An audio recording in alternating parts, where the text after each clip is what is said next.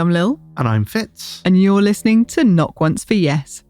You join us in February, which is always an odd month. The tail end of winter and yet not quite spring.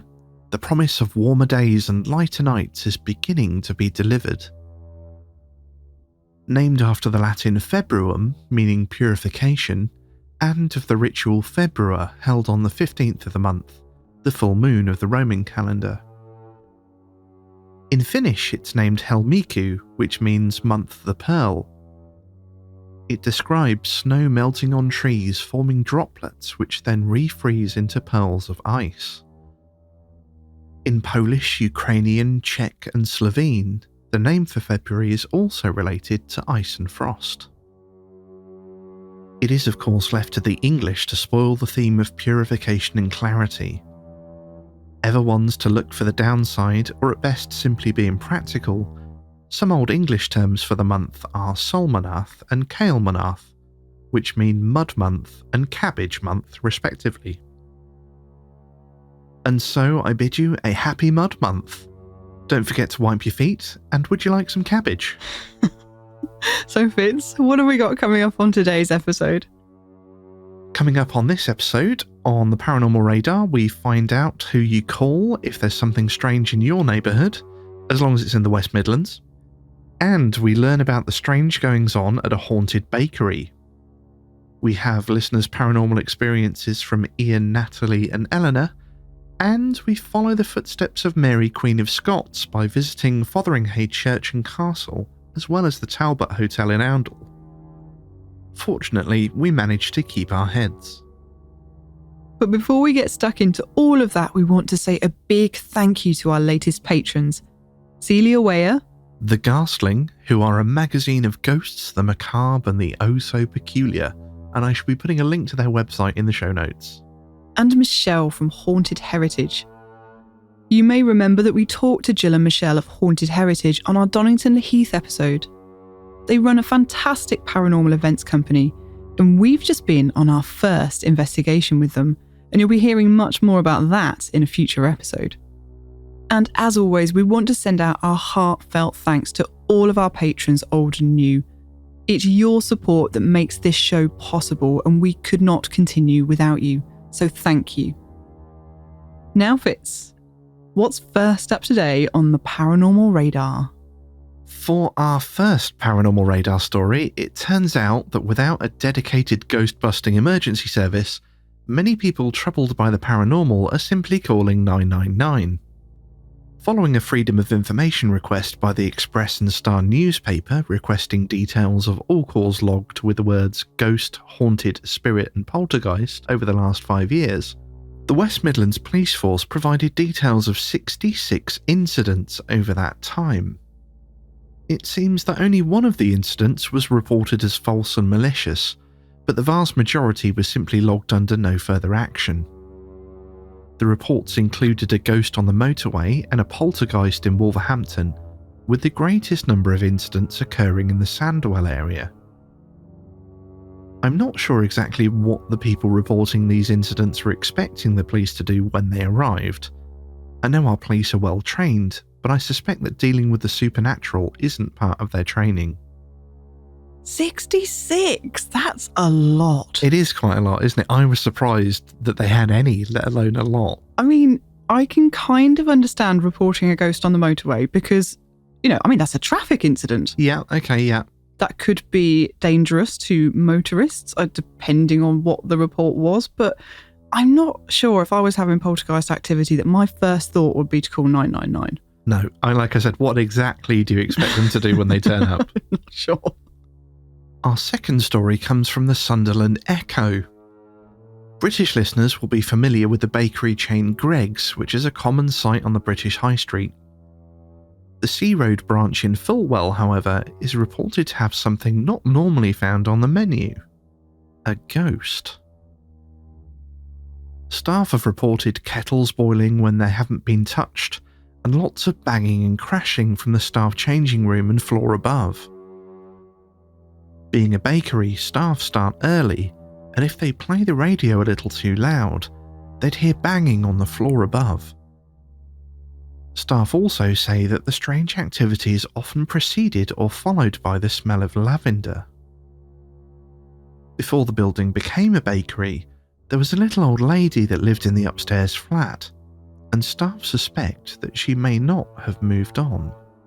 Oh, that's so sweet. That just sounds like she's trying to make them cups of tea with the kettle boiling when they haven't put it on, and she's just popping in there to make them a cuppa, and if they get too noisy, she bangs on the ceiling and, oi, do you mind if you quieten down a bit? Yeah, do you mind? It's 5 o'clock in the morning. I'm trying to get some sleep. I made you a cuppa. Well, if you're going to have a haunting, I would say that's the best kind. Yes, it certainly didn't seem malicious. It was just, don't make too much noise, chaps. Well, it's nearly time to hear some listener stories, but just first, we've got a couple of listeners' letters we'd like to read you. The first is from Garrett, who says, "Just finished your latest episode. Great as always." Thank you, Garrett. "I believe the wasp mentioned in the listener story were most likely a tarantula hawk, a species of black wasp found in the US Southwest with an incredibly painful sting. Good shot with that shoe."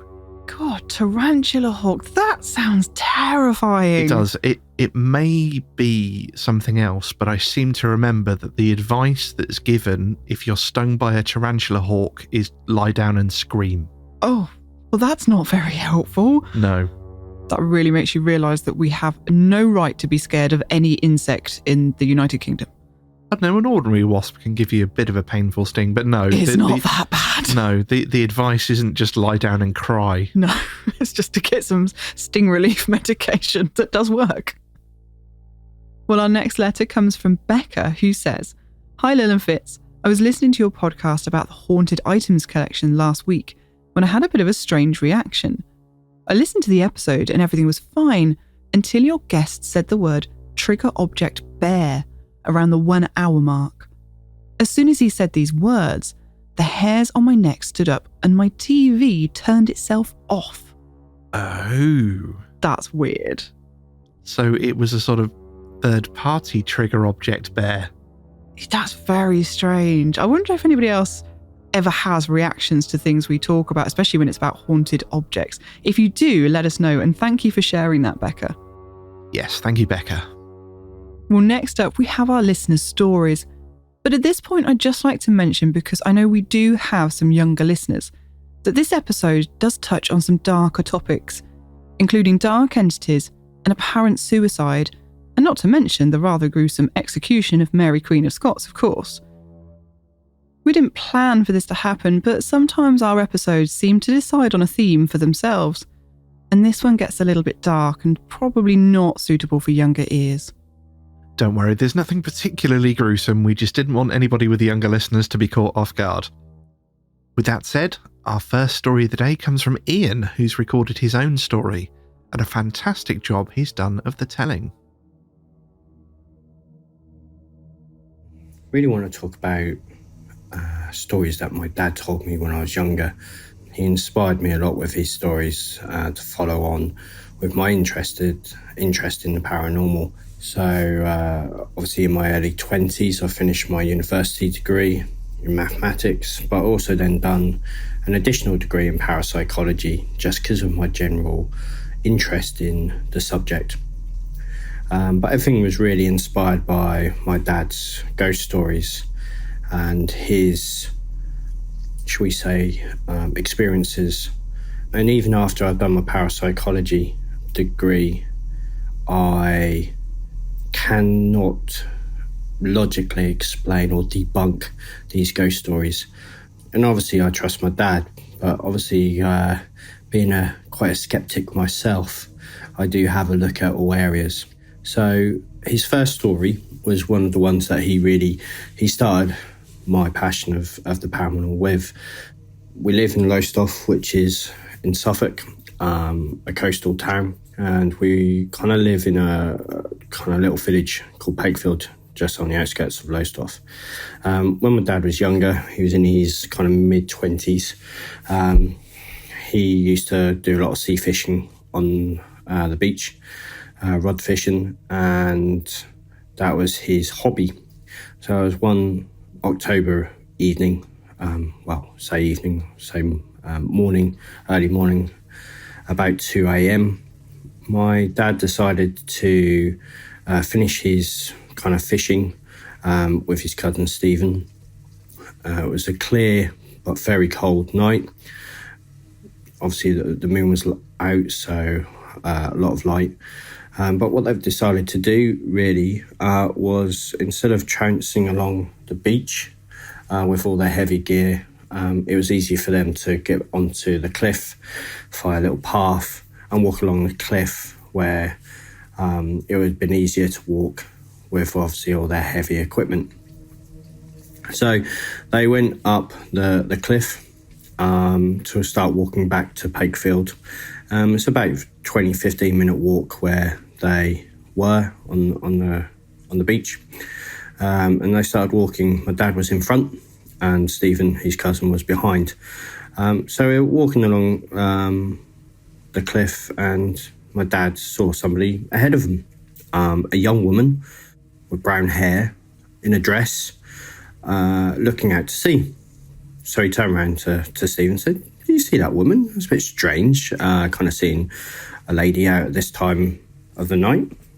And he kept on walking towards her. She was still there. She was moving, just looking out to sea. And he went, "You right there, love?" She turned around and said, I'm okay. I'm just waiting for my fiancé. And my dad went, "Right, okay. Is he on the beach fishing?" She went, no. He's out to sea. He went fishing a couple of days ago on his boat, and I haven't seen him since, and he was meant to be back tonight. My dad, well, it's 2 a.m. in the morning, so, I haven't seen any boats out there, and, there's no lights or anything like that, so I'm really sorry. I just don't think he's coming back. Why don't you just go home? She goes, no, I'll wait here. So my dad went, okay, well, keep warm. If you get, just go home. I don't think he's coming back, but, I understand.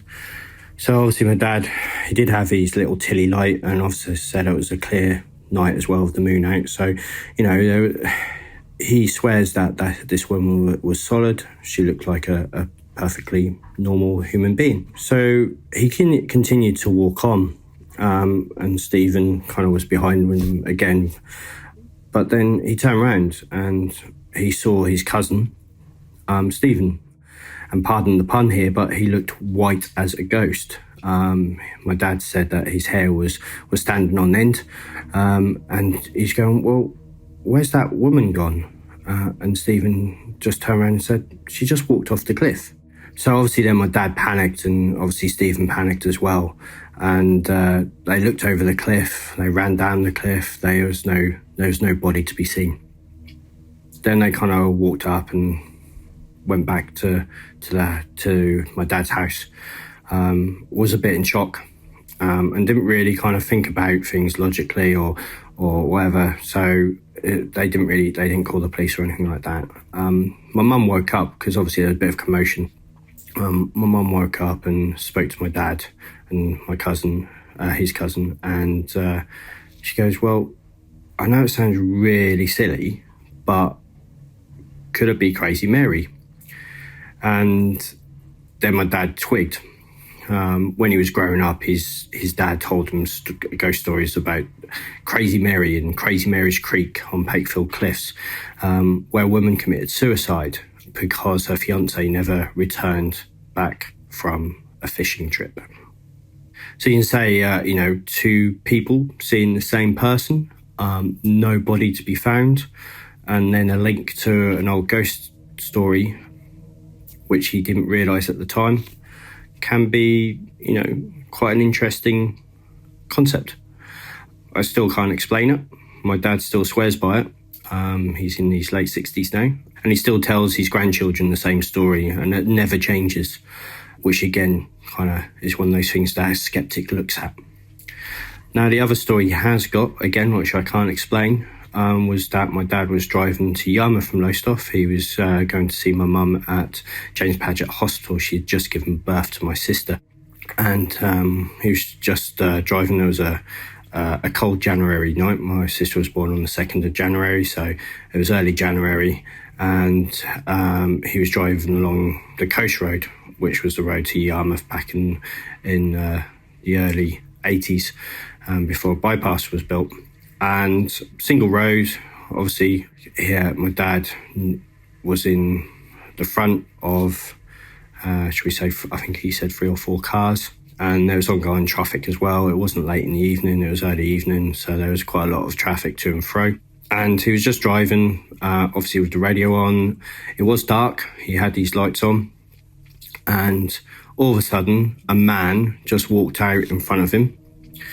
My dad hit him, but as he said, there was no impact, there was no crash or bang. He just hit this man who walked out in front of him in his car, and obviously kind of when that happened, my dad kind of didn't blank out, but he was really unsure what really happened afterwards. So it kind of braked what he can remember. The cars, there was 3 cars behind him, they broke as well, and there was 2 cars coming the other way also stopped, and they all saw this man walking in front of my dad's car and my dad hitting this man.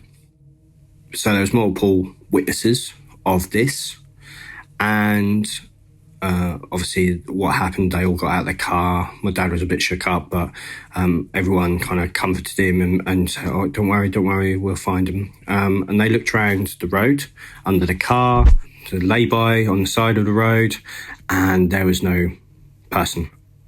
One of the drivers then drove off in one of the other cars and went to a nearby house to call the police. The police came out. They all obviously had to write witness statements, but no man was seen. There was no evidence of an impact on my dad's car. There was no blood or no evidence to say that this actually happened. But at least 5 or 6 people saw the same incident. So as you can say, and as you can, hopefully you can hear, these stories are compelling. As a parapsychologist myself, I can't really identify or kind of debunk these stories at all. I think they're very good stories with a lot of evidence in regards to the paranormal. So I hope, you've enjoyed these stories, and great podcast. Bye. And thank you so much to Ian for sharing those stories with us. And they were pretty mind-blowing stories. I mean, I can see that growing up with those stories and from somebody so trusted as your dad, how inspirational that must have been. And, well, to the point of taking a degree in parapsychology. Yes, when he mentioned that, I was kind of interested. I'm intrigued to know what's involved in a parapsychology degree, so I'm going to have to look it up now. I could see your little ears perk up, but yeah, it is interesting. I'd like to know more too. And they're 2 cracking stories as well. Like, they're the sort of things that you hear in almost urban legends, like those local legends that you hear. And it's really interesting to hear of somebody that's experienced them both personally. Yeah, it's very rare. We hear a lot of local legends and they're fascinating, but it's so unusual to come across, a modern, current account of somebody that's had an interaction with one of these local legends. Yeah, Scary Mary. It's one of those things that sticks in your head and you just know that kids have been telling other kids about this story for decades. It's basically a schoolyard chant, really, isn't it? Scary Mary. Yeah. And the other story as well, where he thought he'd hit someone with a car. You hear about that quite frequently. But well, we actually had a listener in one of our earliest episodes write in with a story. In fact, they recorded their own story about their encounter, and it was so similar. They literally drove into what they thought was a person and there was nothing there. And it's only at the point where there is no impact that it starts to be less real. And then I can understand what he was saying about it's not like he blacked out, but there was just some confusion as to what really happened.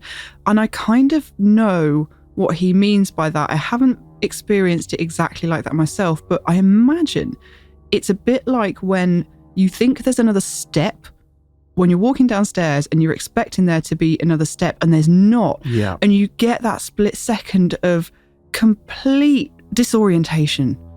Yeah, and it makes me wonder actually whether it's a replay of an event that's previously happened, or you get this in some things where they're just trying to prevent you from being somewhere else.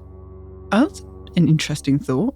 So it's like, I'm going to do something dramatic to make you stop and stay here for the next 10, 15, 20 minutes. Okay, yeah, I hadn't even considered that. But so you think it... Yeah, and that would make sense on another level, actually, because in this case, it's not even just one driver that's affected, it's all of the cars in the immediate vicinity. So you think that maybe that was averting a worse disaster. And who's to say? I'd be interested to find out if there were any pedestrian accidents at that spot and see whether it could potentially be a replay. But it just popped into my head, the thought that if you wanted to stop somebody from travelling somewhere or something like that, it would be a damn good way of getting them to stop. It would, and that's, a completely different perspective to look at it from that I hadn't even thought of. Yeah, a couple of really interesting stories that really do make you think. Thank you, Ian, for sharing those. They're brilliantly read. It's time now for our next listener story, and this one is an update from Natalie. Yes, you may remember Natalie's stories from previous episodes where she told us about the hauntings in her childhood home and the shadow figures she was experiencing in her current home. And she writes to us now with somewhat of a conclusion to events. I'm afraid that as we're still short of stories from gentlemen, and to prevent Lil having to do all the work on absolutely everything, I'm going to be reading this one. Hope you don't mind, Natalie. Perhaps it's best to start from where we left off. My shadow figure. They kept visiting. I couldn't escape their presence. I suppose from a young age I've always been able to sense things. I knew when something bad was going to happen, could feel presence in the room. However, I ignored it. Maybe it was just my imagination. After all, it does run wild. Nevertheless, something was happening. At work, at my home, there was no escaping this extra presence that seemed to have clung to me. So one day I reached out. Spoke out while I was home alone. I felt like such a plonker randomly talking to myself. I said who I was, said hello, and even asked about them. As you can imagine, they never spoke in return. For a few days I would just talk aloud to myself, but only when alone. I didn't need my partner thinking I was going mad. It seemed to work. The presence calmed down, no longer making weird noises in the house. Although sometimes I could still feel the strange presence at night, as though they were right in front of me or beside me, almost as though they were a part of me. Now this is where things started to get real. My workplace was a bit creepy at the best of times, but things were really ramping up. I was pulled up for a disciplinary for something I didn't do. My boss had it out for me. It's a long story and barely even worth mentioning. Nevertheless, this is where things really started. This whole process went on for over a few months, leading up to me receiving a letter to the meeting for the disciplinary. At first, my director's car tyre burst. A key was lodged in it while he went off-site, and it had to be towed away. I thought nothing of it other than passing thoughts of karma. But after that, the washing machine broke, flooding part of the surgery. Again though, I thought nothing unusual. They brought a new one, installed it, and that one too broke instantly. Not the fuses, the machine itself. Another replacement was bought. Soon after, the practice was broken into, the place ransacked, costing more money. I started to see a strange pattern. These were all headaches for the man who'd made false allegations against me. The man who cared only about money, nothing else.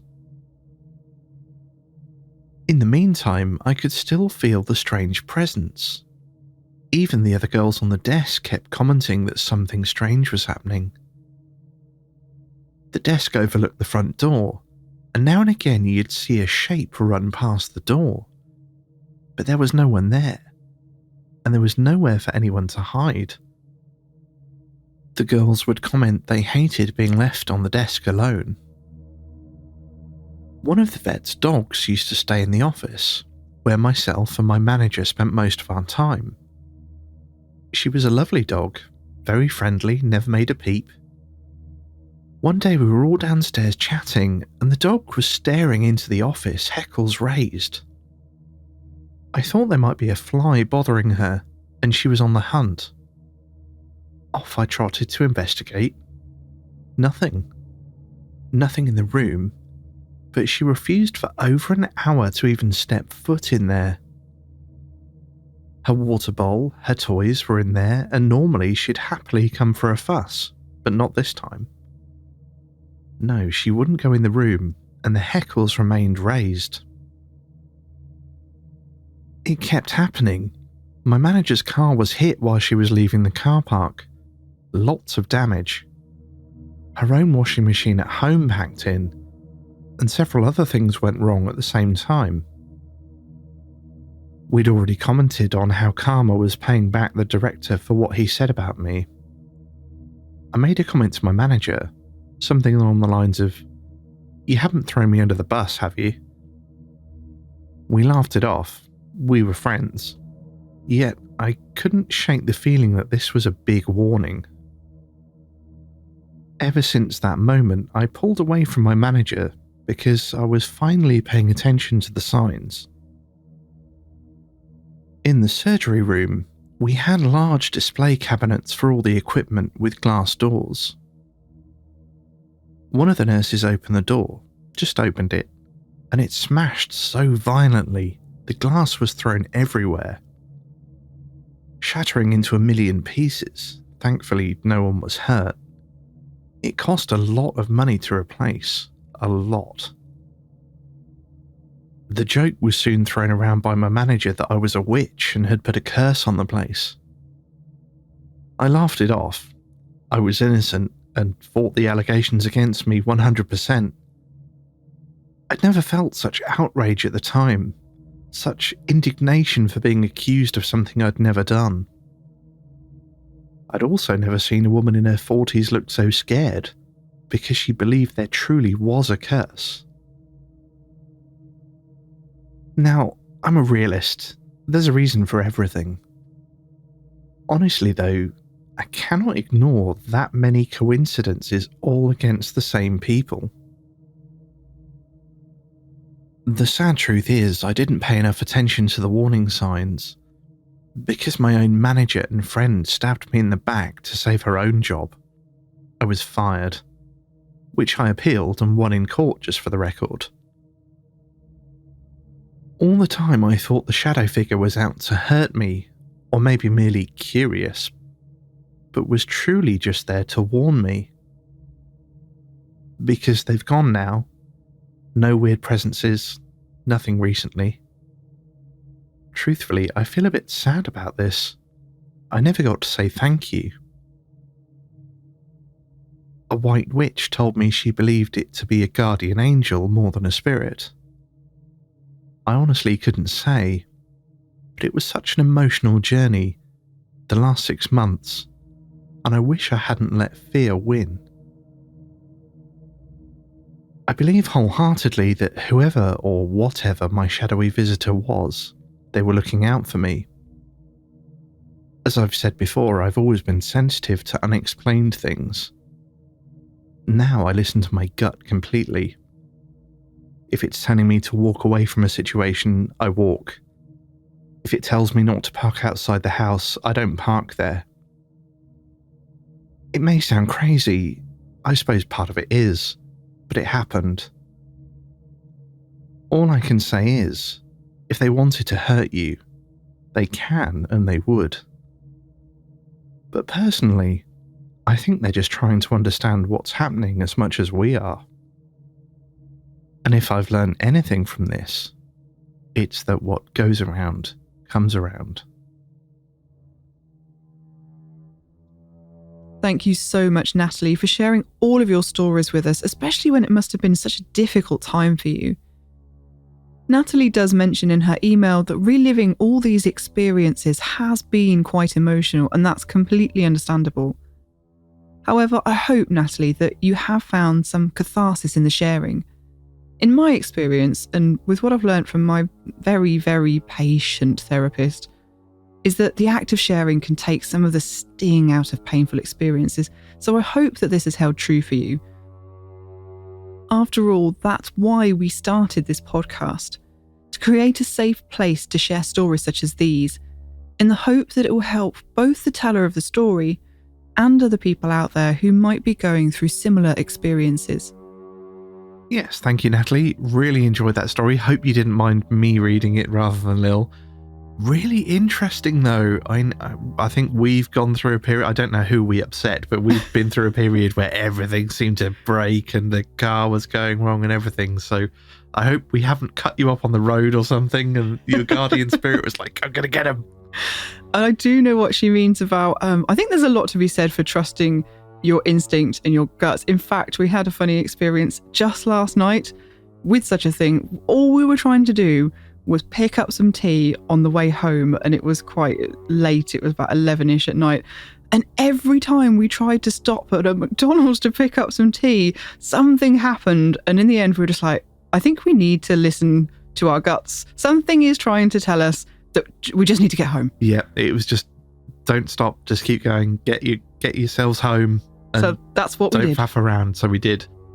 And now my gut is telling me that it's time for another listener story, and this one is from Eleanor. When I was about 12, my great-grandmother died. I was extremely close to her as my family at the time was very divided, and she was one of the few elders I could look to and feel completely loved and accepted by. I had this dream one night where I was with my great-grandmother at a beautiful cabin in some beautiful woods, and she was younger than I knew her in real life to be. In fact, she was wearing this beautiful red flapper dress and was radiant. She told me that everything was going to be just fine, and there was nothing to worry about. I woke up the next day after having the dream, and both my parents were downstairs crying. I asked what was wrong, and they told me that my great-grandma had died the night before. It's super easy to chalk it up to just being a dream, but it was one of the most vivid dreams I've ever had in my life, one that I will never forget. And I didn't know that she was dead when I had the dream. I only knew that she would die at some point soon in my limited middle schooler mind. My next story is altogether different. I don't even like to talk about it because it scares me to even think about. However, there was a time when I lived in Denver, Colorado, and I went to a bar with my roommate at the time. We were going to meet some friends that we'd met the other night, people we didn't know very well, but were excited to meet. The best way I can describe it is that the moment I walked into the bar, I felt this horrible, dark, heavy energy. It was like I was a cartoon with a cloud following me, a black cloud. But even that doesn't really describe it because it was so scary and threatening. It started when I got to the bar and was with the people we met up with, and it got worse and worse and worse. It felt like some sort of entity that I couldn't really see or feel or understand was trying to take me over. I would try to look at the cloud, and whenever I would do so, I could only see it from the corner of my eye. It followed me for hours that night, and it never got less frightening or threatening. I really felt like I was on the verge of getting possessed or something similar. As someone who battles with anxiety problems regularly, I tried everything in my healing lexicon to get rid of this bad feeling that I was being invaded. I ate, I drank, I took anti-anxiety medications, I went for a long walk, I talked to friends, everything I knew how to do that would normally make me feel okay, if I was having just a normal anxiety attack did not work. In fact, the more time that passed, the more I felt this black cloud was going to get the best of me. It's hard to describe, but it really did feel like I was on the verge of being invaded by some sort of dark entity.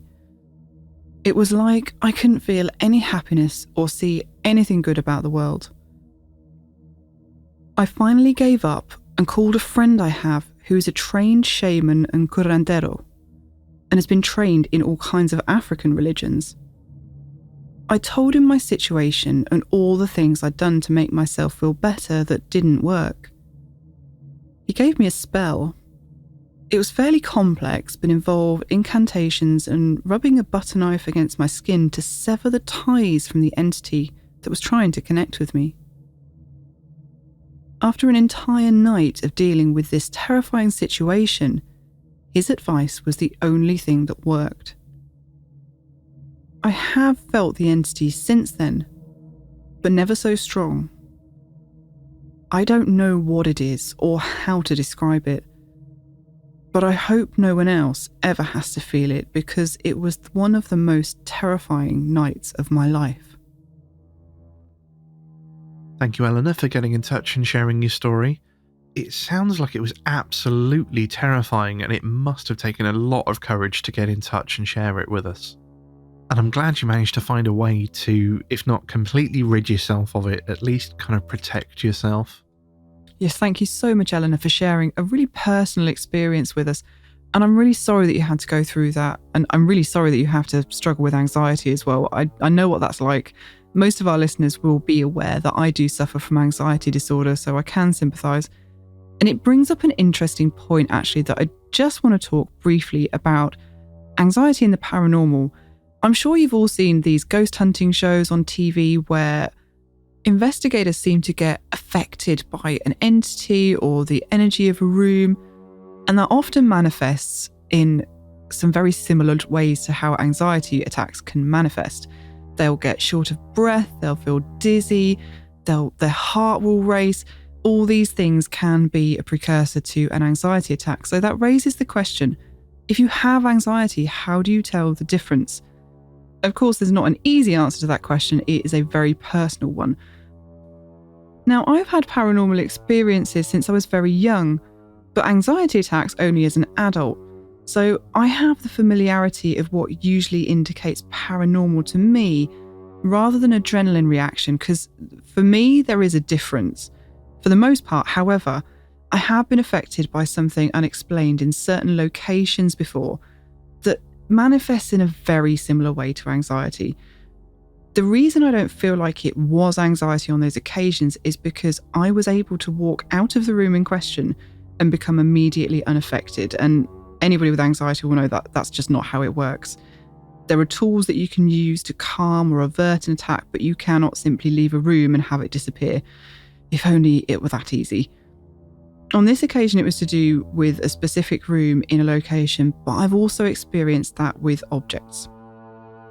But it can be hard sometimes to tell the difference, and only the person affected will be able to figure it out based on their normal patterns and symptoms of how anxiety affects them. As Eleanor says, this experience just didn't follow a normal pattern for how her anxiety manifests, and she tried all of the coping techniques that she would normally use and that would normally work first, and it's really important that you bear that in mind if this happens to you. I was really interested in the technique of using the butter knife to sever the ties from the entity, and it reminded me of a technique I've heard of that's used in various traditions and involves rolling an egg down the body to get rid of negative entities. Well, on that note, actually, whilst we've had a few darker stories in today's episode, we recently had a lovely email from listener Jamie, whose story we featured in an episode last year. In her story, she told us about a negative force she felt outside of her house, which was making her very uncomfortable. So we were thrilled when she got back in touch to let us know that with the help of a friend, she'd been successful in clearing the negative energy from her property. She writes, "The force outside my house felt negative and scared me, but now it's gone. my best friend gave me tips to rid the house and property around the house of negative spirits. I put out wind chimes, cleansed the land with sage and oil, and I walked around the house with white candles. It worked great. I feel no more bad energy in or around my home. Thank you so much for getting in touch, Jamie. We're really glad that your home is now a safe and comfortable place. And we're very grateful to you for sharing that with us. It's great to hear a success story. Thank you so much to everybody that shared their stories for this episode. It's your stories that make this show. And with that in mind, if you've got a paranormal story you'd like to share, please do get in touch, especially if you're a chap. Yes. Well, now it's time for this episode's paranormal postcard, so grab yourself a cuppa, settle in and get comfy. And this is a paranormal postcard we've been meaning to do for some time, but we were waiting for February to roll around before we made our visit, because in February of 1587, Mary Queen of Scots was executed at Fotheringhay Castle, which, as it happens, is just down the road from us. A lot of the ghostly reports and legends tied to the hauntings of Mary Queen of Scots seem to centre around the Talbot Inn in the nearby town of Oundle. But we're going to start our journey at St Mary and All Saints Church in Fotheringhay, which has plenty of royal associations and a ghost story of its own. A couple out for a walk one day were passing the church when they heard strains of music emanating from the building. At first, they simply assumed there was a concert being held, but the music sounded strange and unfamiliar, so they went to have a look. But when they opened the door, the music stopped, and they found the church dark and deserted. In fact, they weren't the only ones to experience this. Over the years, a number of people have reported hearing phantom music coming from the church, with some reports claiming it to sound medieval, whilst others likened it to a funeral dirge. All was quiet though as we walked up to the church late on an icy February afternoon, although posters and flowers told us of the special service that had been held there that morning. A memorial service for Mary Queen of Scots, held in no less than 3 languages: French, which was the Queen's first language, Latin, being the language of her Catholic religion, and English for everybody else. Approaching by the long tree-lined walk, the church looked stately and imposing, with its impressive 2-storied tower. The lower square section houses the bells, the oldest of which is dated 1595. The upper part is an octagonal lantern tower, and one that lived up unusually to its name. I had thought that most lantern towers were so named because the large, arched windows let light in from the outside to illuminate the interior of the church. But the guidebook tells us that this tower once housed an actual lantern, which was lit to guide hunters returning home from the great medieval forest of Rockingham. We entered through the north side of the church, which felt light and airy thanks to rows of tall leaded windows. Although it must be said that stepping inside did nothing to shut out the icy winter temperatures. In fact, a very helpful and informative gentleman we happened upon, who turned out to be something of a local historian, informed us that during the winter months, the temperature of the church doesn't get much above 4 degrees, the optimum temperature for a refrigerator. One culprit for the distinct chill must be the lofty ceiling, the wooden beams of which arch up skywards. With all this in mind, we rounded the corner expecting to find a long and grand nave with magnificent stained glass windows. So we were rather brought up short to see, instead, a rather bare wall, with an uncomfortably placed small window high up on the east wall. A distinct V-shaped scar is visible below this ill-fitting window, which seemed to hint at much more here than meets the eye. And sure enough, when we asked our friendly historian about this shadow of the church's past, we started to see how the whole story of the village, the church, the castle, and the royals fit together. The village of Fotheringhay, or Fotheringhay as it was then known, was mentioned in the Domesday Book of 1086, although evidence of earlier settlements have been found. William the Conqueror gifted it to his niece Judith, who in turn passed it to her daughter Maud, and Maud was to marry a man named Simon de Senlis, the Earl of Huntingdon and Northampton. And it was he that built a castle at Fotheringhay around the year 1100. This castle would have been built of wood in a motte and bailey design constructed for defence. Fotheringhay was bordered by dangerous fenland and sat an important crossing on the banks of the River Nen. Marauding Danes, having often targeted nearby Peterborough Cathedral, were not yet a distant memory. It was a much later incarnation of the castle, however, which would imprison the ill-fated Queen of Scots. Fotheringhay village today is home to just over 100 people and consists principally of one street, upon which sits the church, the village pub, and, well, that's about it.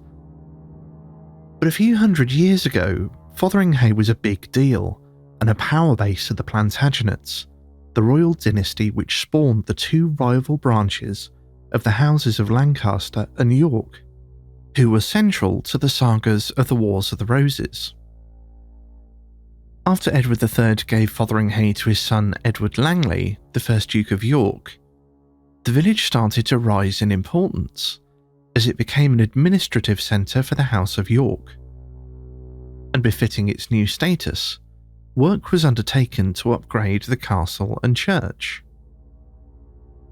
The Norman parish church was rebuilt and extended to form the choir and the lady chapel of the collegiate church, 3 times the size of the building we see standing today.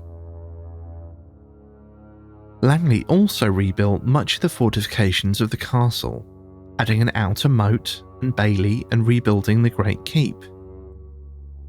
By now the castle was of stone construction, and within the inner bailey stood a great hall, a chapel, kitchen, lodgings and gatehouse. In 1452, none other than King Richard III was born in the castle, and a few years later Edward IV had to build extra accommodation in the village to house all the visitors to the castle. It conjures up a vibrant scene of 15th century life, but this was all to change when the Tudors came to power. As we find so often in our travels through history, the once glorious St Mary's Church fell victim to Henry VIII's reign and the destruction that came with the dissolution of the monasteries.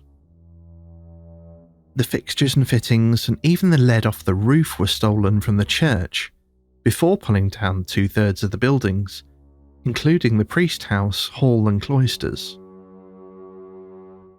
The building that still stands today only escaped because it was the parish church and was not therefore at the whim of the crown. And this is the reason the church seems slightly truncated, and why there is a distinctive V-shaped scar in place of the magnificent stained glass window we were expecting. When Elizabeth I visited Fotheringhay in 1566, she was inclined to visit the church to pay her respects at the graves of the Plantagenets who had been buried there, but was dismayed to find their tombs abandoned in a derelict part of the church. She had the bodies of the unfortunate Yorkists exhumed and reinterred inside the church, constructing 2 grand monuments in their honour. Even more unfortunately, this wasn't the first time some of those bodies had been exhumed. 2 of the Dukes of York in question had been killed at the Battle of Wakefield and buried in Pontefract, but before long, they were dug up and sent home to Fotheringhay. Given what then happened to Richard III's body, having been lost under a Leicester car park until it was dug up in recent years, well, it seems that those Yorkists have a hard time resting in peace. And under the Tudors, Fotheringhay Castle became a state prison. Those dangerous, wild and marshy fenlands that had inspired the construction of a castle in the first place now seemed like the perfect deterrent against prisoner escapes. Elizabeth I had long been suspicious of her cousin Mary, and theirs was a complicated relationship. Elizabeth was the Queen of England and daughter of Henry VIII, but her mother had been Anne Boleyn, Henry's second wife. Henry had Anne executed, their marriage annulled, and Elizabeth was declared illegitimate. This made her claim to England's throne a little shaky in the eyes of some.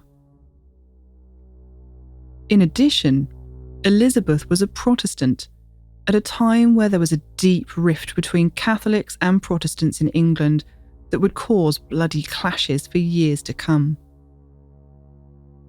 Her cousin Mary, meanwhile, had a claim to the English throne herself and didn't have the mark of illegitimacy hanging over her head. She was also a Catholic, which gave her more support from some corners, and because of this, Elizabeth worried about Mary making a move to take her crown. Mary, for her part, seemed to have met tragedy at every turn of her life. Her father died when she was only a week old. By the age of 6, she had already been crowned Queen of Scotland and was sent to France to be betrothed to a French prince. But these relatively peaceful years were cut short when her husband died, and she found herself a widow at the tender age of 18. She returned to Scotland, which, as a Catholic queen in a now Protestant country, was quite a dangerous move. She married again, twice in fact, but both were doomed to failure. The second husband, Lord Darnley, turned out to be a violent alcoholic and was eventually murdered. The culprit, who not only blew him up but also strangled him, was never convicted, but suspicions lay heavily on Mary's third husband, Lord Bothwell. Bothwell was also accused of kidnapping Mary before they were married. How this tale ended in their marrying, we may never truly know, although there are, of course, rife speculations. Whether it was a grab for the throne on his part or not, the Scottish nobles did not want Bothwell as their king, and the marriage was the last straw. In 1568, Mary's Protestant lords revolted and confronted her. She surrendered and was imprisoned in Lochleven Castle, where she was forced to abdicate the throne, the crown being given to her infant son. And thus began the long imprisonment of Mary. She actually escaped from Lochleven Castle, but her freedom wouldn't last long. She fled to England to throw herself upon the mercy of her cousin Elizabeth. But Elizabeth saw her as a danger to her crown and merely imprisoned her again. Elizabeth doesn't seem to have been completely immune to her cousin's plight, though. Her advisors wanted her to do away with Mary once and for all, to be done with the threat of a Catholic uprising, and put paid to Mary's claim to the throne. But Elizabeth stalled. Whatever her reasons, she was reluctant to put her name to that particular death warrant, and chose instead to keep Mary incarcerated, moving her from prison to prison for the interminable span of 19 long years. Eventually, however, Elizabeth could stall no longer after her spymaster, Sir Francis Walsingham, produced coded letters in which Mary apparently consented to the assassination of Elizabeth.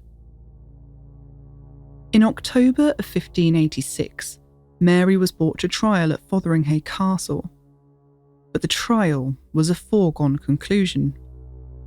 Mary wasn't allowed to call witnesses or legal counsel, or to review the evidence against her. She was convicted of treason, and all that remained was for Elizabeth to sign the death warrant.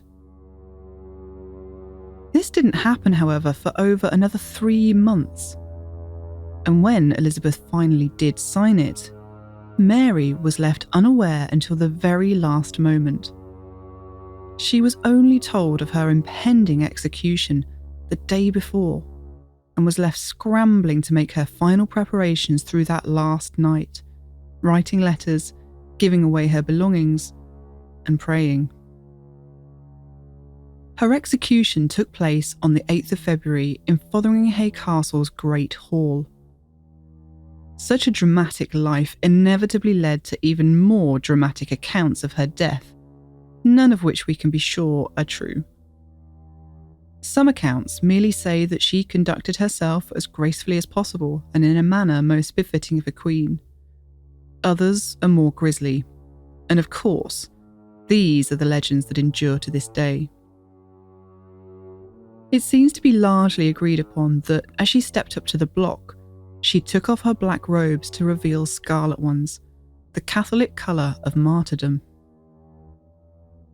The story handed down through the ages is that proceedings after this point did not go smoothly or gracefully.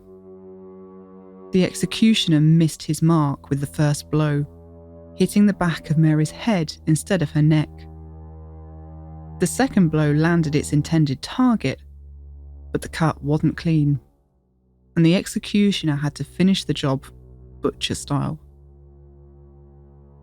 The gruesome job finally done, he's said to have picked up the Queen's disembodied head by the hair, but it wasn't Mary's own hair he grabbed, it was her wig, and her head rolled off across the platform.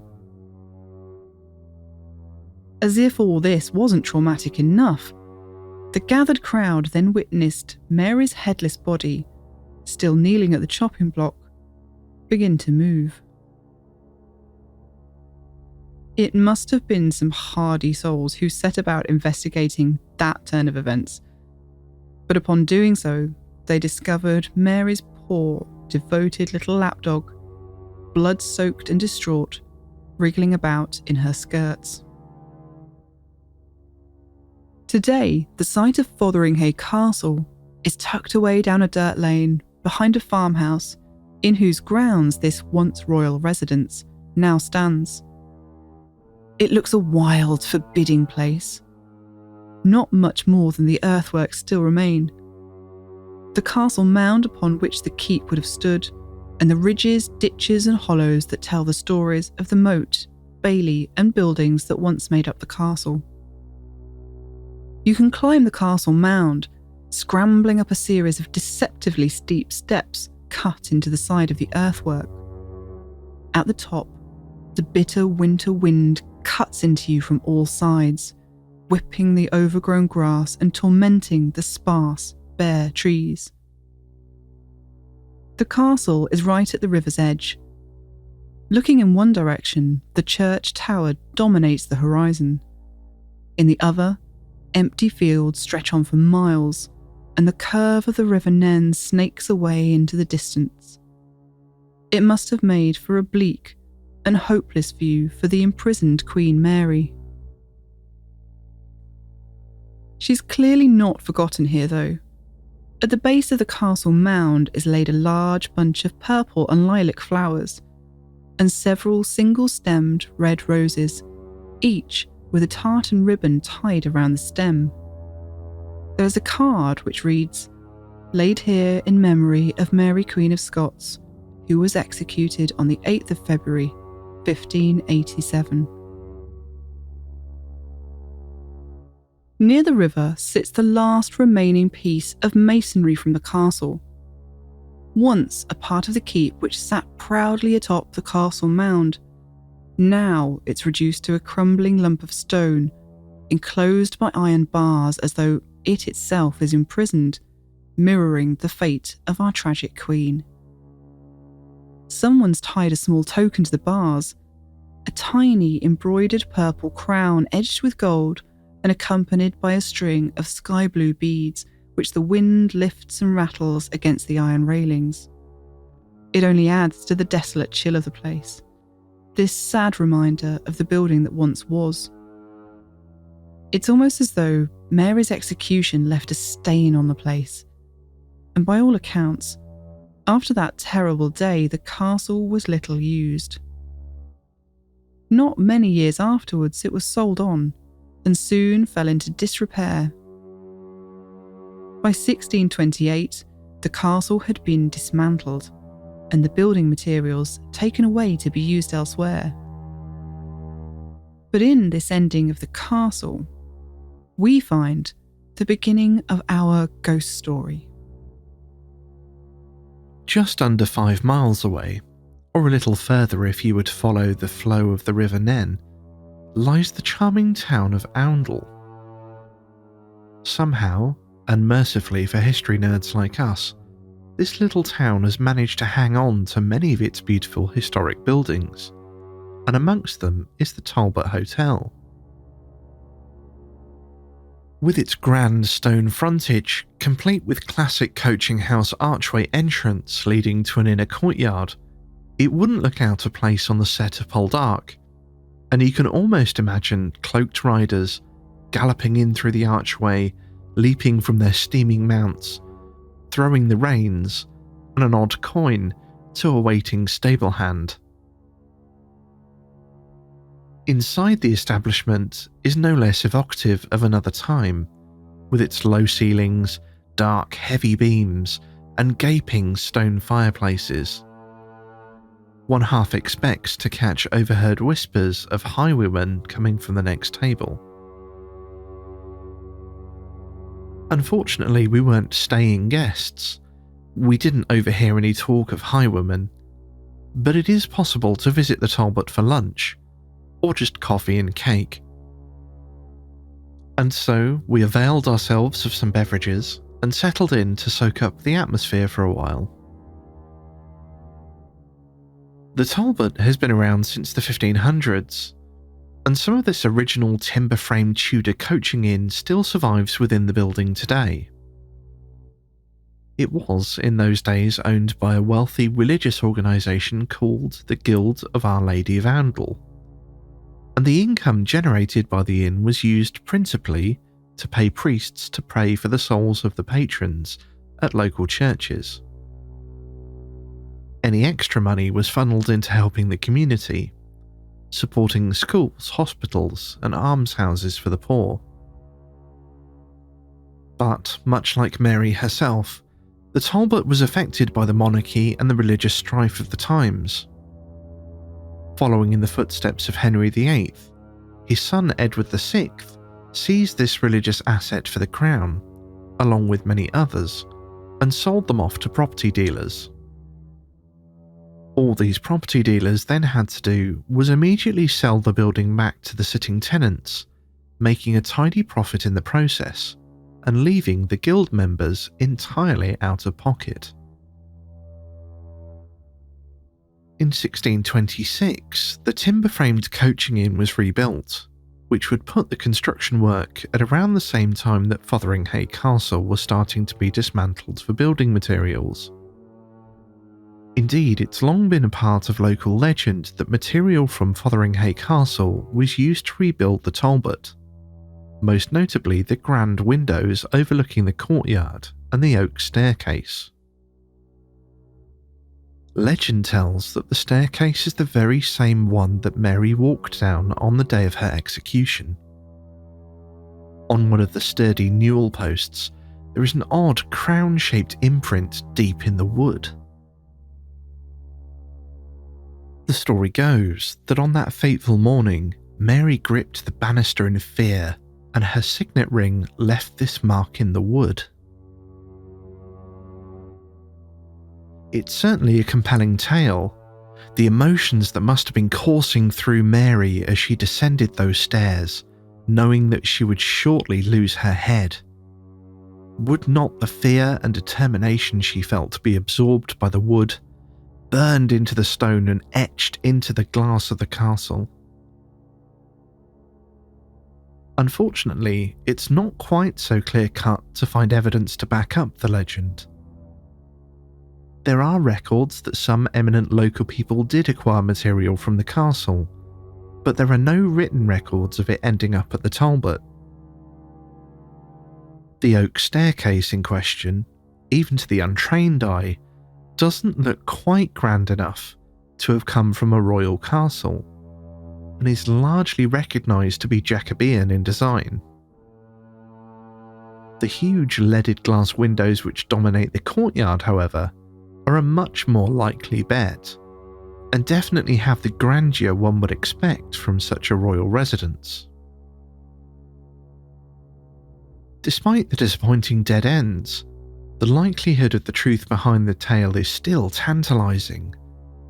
The timeline is so close. Oundle is an easy river journey from Fotheringhay, and after all, who really knew how much stone and wood went missing from the abandoned derelict castle? Maybe the staircase isn't original, but it could have been built from reclaimed oak from the castle. This may seem like a bit of a stretch, but the truth is that one of the reasons these legends have become so entrenched is because the spectre of the Queen herself has been seen perambulating this very staircase. Apparently, Mary's apparition has been seen descending the stairs on several occasions, and the light sound of her footsteps are also said to be heard. More recently, the sounds of disembodied footsteps have been heard moving along the corridor. One gentleman actually listened to these footsteps quite clearly walk past him, while he looked on, bewildered, finding nothing and no one to have been making them. Witnesses standing in the courtyard have reported looking up at the grand leaded glass windows to see the ghostly figure of a woman staring out forlornly. It just so happens that what's directly behind these windows is the haunted staircase. Now, it's easy to rationalise that in a busy hotel with visitors coming and going, it would be quite easy to glimpse a stranger on the stairs and miss them moving quickly out of sight, giving the appearance of something more otherworldly.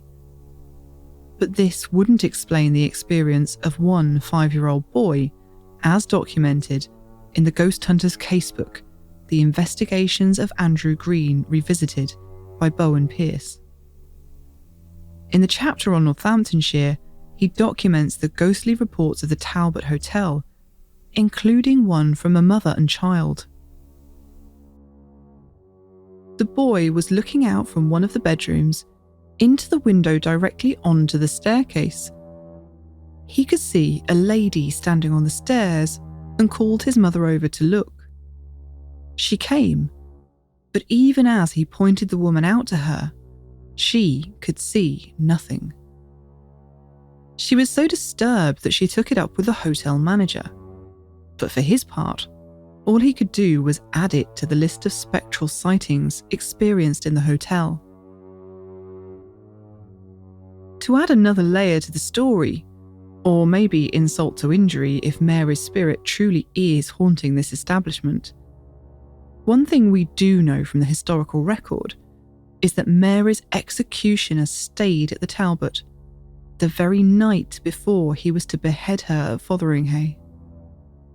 Apparently, he partook of pigeon pie, drank a quart of mead, and generally acted in no way troubled by the grisly task of the coming day.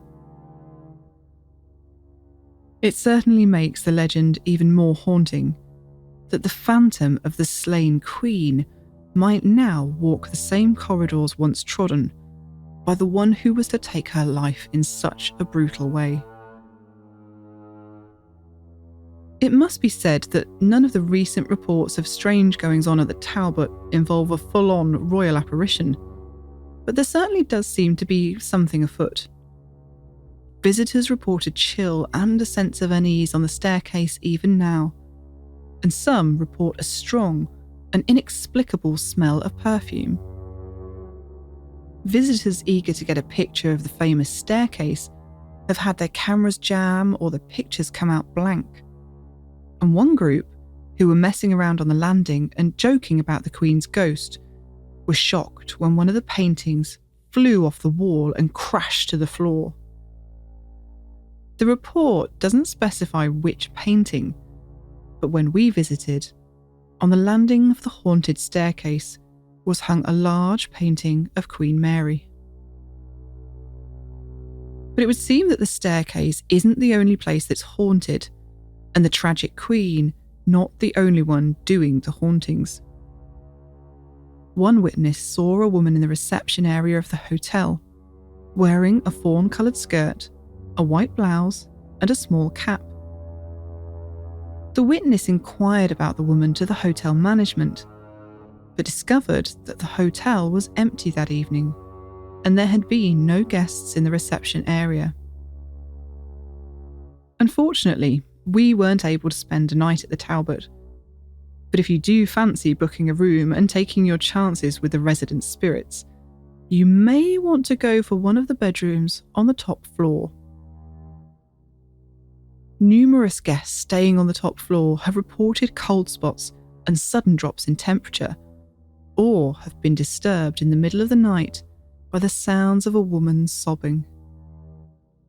Some hardy souls have gone to investigate, but found that the room the sounds were coming from was unlocked and empty. In Haunted Inns of Northamptonshire, Dorothy Priest records that some occupants of the haunted rooms have awoken to see a swirling white mist, whilst others have been shocked to see the apparition of a figure in a long black dress standing at the foot of their bed. One witness had an all too real encounter with this spirit when they woke to feel a weight like the pressure of hands pushing them down into the bed. Terrified, they could do nothing but lay there in fear until the pressure finally eased. Whether or not you think it's likely that this historic inn is haunted by the ghost of a queen is for you to decide. But if you mean to visit, I would consider doing so in the spring, as the phantom which manifests at the foot of guests' beds reportedly makes its appearance between February and April, right around the time of the anniversary of the Queen's execution.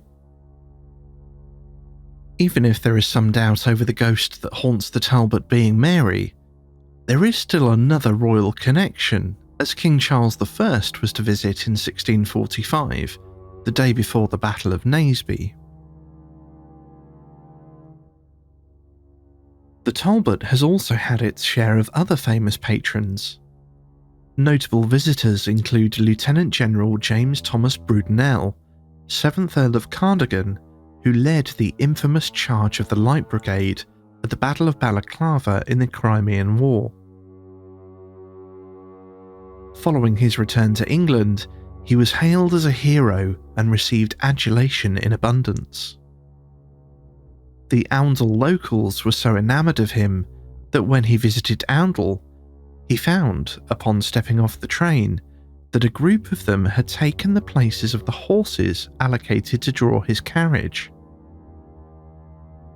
In harness, they pulled him from the station to a reception at the Talbot. Yet another war hero, and none other than Sir Arthur Wellesley, the Duke of Wellington and later Prime Minister, also stopped at the Talbot on his way to Woburn Abbey. This history is enough to draw me to visit, as I have a personal fascination with the Duke of Wellington. But even if this is not enough, the aesthetics of the Talbot are sure to please. The frontage is a grand stone affair, but on passing through the carriage arch, the timber-framed original building is immediately apparent. This leads to Drummingwell Lane, and the preservation of these buildings gives the impression of having stepped back through time. In fact, Drummingwell Lane is host to its own legend. Before being covered over, There was a well behind the Talbot that was said to make the sound of a drum at times of great national importance. A quote taken from Richard Baxter's The Certainty of the World of Spirits, published in 1691, states,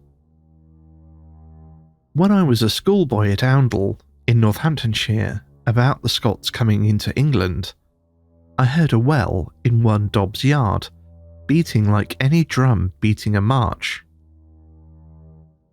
I heard it at a distance. Then I went and put my head into the mouth of the well and heard it distinctly, and nobody in the well. It lasted several days and nights, so as all the country people came to hear it, and so it drummed on several changes of the times. When King Charles II died, I went to the Oundle carrier at the Ram Inn in Smithfield, who told me their well had drummed, and many people came to hear it, and I heard it drummed once since. Should you wish to don your skeptic hat, some drumming wells have been posited to be caused by Helmholtz resonance, much like the sounds generated when you blow across the top of a bottle. You might even suggest that the drumming occurring at times of great national events to be coincidence. But if the quote is to be believed, I wonder that putting one's head inside the well did not disrupt the sound. A shame that the well's now covered over, and I believe is where the car park is now. The March of Progress has covered over much in the way of history, but at least most of the modern additions and extensions of the Talbot have been done in sympathy to the fascinating past of the building. Much is done in glass so that the lines and character of the original building are still present and obvious. I must also admit to sneaking a visit to the infamous staircase and gazing out of the grand Great Hall window. We were not to see the ghost, Mary or otherwise, and I had none of the usual feelings of electricity or anticipation that often come when at a reputedly haunted location. I do wonder though if I would be quite as confident should I overnight at the Talbot and have cause to walk downstairs in the middle of the night. Now, this drumming well obviously became quite famous locally, and there's a little clue in that quote you read there. In his quote, he said he heard a well in Dobbs Yard. Now, that was the original name of the street, and it was renamed Drumming Well Lane because of the legend. The other thing is that quote, the book it's taken from, that was not the full book title, was it? No, it wasn't. The full book title is quite extraordinary. Would you like to share with us what the full book title is? Yes, it's a very succinct book title, so bear with me because it'll be over before you know it. It's called The Certainty of the Worlds of Spirits, and, consequently, of the immortality of the souls of malice and misery of the devils and the damned, and of the blessedness of the justified, fully evinced by the unquestionable histories of apparitions, operations, witchcrafts, voices, written as an addition to many other treatises for the conviction of sadducees and infidels. Oh my goodness, is it over? Imagine going to the library and asking for that. Who came up with that? Apparently Richard Baxter. Well, I'm afraid that is all we have time for this episode. We hope you enjoyed our listener stories, and if you have a story to share, please do get in touch by visiting our website at knockonceforyes.com. We do love hearing from you, so do visit us on Facebook, join our group, say hi on Twitter, or show us what you're up to on Instagram. We are entirely listener supported, so if you like the show, would like to help keep us going and without advertisements, please do consider either a one-off donation for just the price of a cup of coffee on Ko-fi, or a regular donation on Patreon from as little as $1 a month, where you'll also get access to some bonus content not available elsewhere. We hope that you enjoy Mud Month, have yourself a cabbage, and that you'll join us next time for another Knock Once for Yes. EVP session end.